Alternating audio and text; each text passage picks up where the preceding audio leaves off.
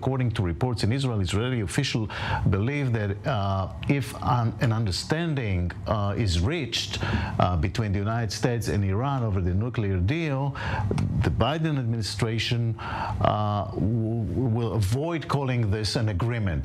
What's the importance of this? Well, I'll let you in on a secret, because you have a high security classification. Even the 2015 deal was not an agreement. It is the Joint Comprehensive Plan of Action, which is a way to say this is not a treaty, this is not a document which a president, Obama at the time, with Biden as his vice president, must go to the Senate in order to ratify. So, and it was not only the United States, of course, Russia, China, Great Britain, Germany, France, and the EU. So, and the only country to have abrogated it was under Trump, the United States. So what they have to do is find another deal, another name, the sanctions relief, the Iranians stopping whatever they are doing, the IAEA monitoring all the nuclear sites again, and everyone will live happily ever after. Or not. Gabriel, is this where we're going?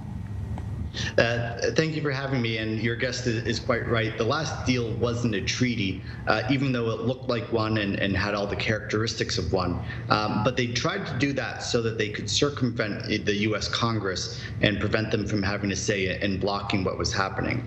What Congress did in response in 2015 was pass a law demanding that any deal with Iran gets to go to Congress for review.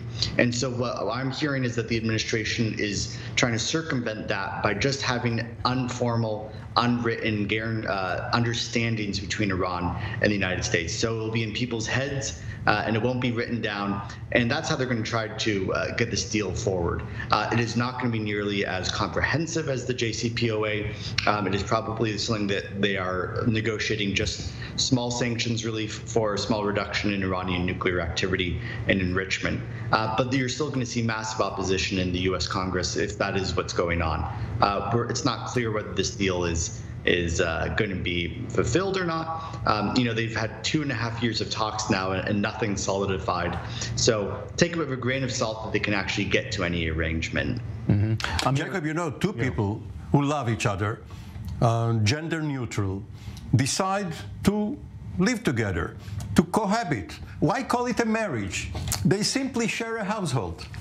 And Israel will not like that. Netanyahu keeps threatening and objecting to this. Does he have any power to do anything about it, especially these days with what's happening inside Israel? Well, you say Israel and Netanyahu as if they are one and the same. The Israeli interest is with the Biden administration's policy of diplomacy and deterrence. The Netanyahu threats are empty rhetoric. Israel, without American acquiescence, at least, if not cooperation, cannot send its F-35s and other weapons. Of course, it has cyber, it has other weapons of its own making, but for a long campaign, not a one-shot like the 1981 Iraq operation or the 2007 Syrian operation. For a long campaign, because Iran and Hezbollah will strike back, Israel needs the United States, even for such a mundane item such as Iron Dome rockets, missiles, in order to intercept the incoming missiles. So it's nice to threaten, but there's nothing behind it. Gabriel, the American interest is, the Biden administration's interest now is to get it over with as soon as possible? Yes, and part of this is there's a strong concern in the U.S. military establishment that there's a war coming with China.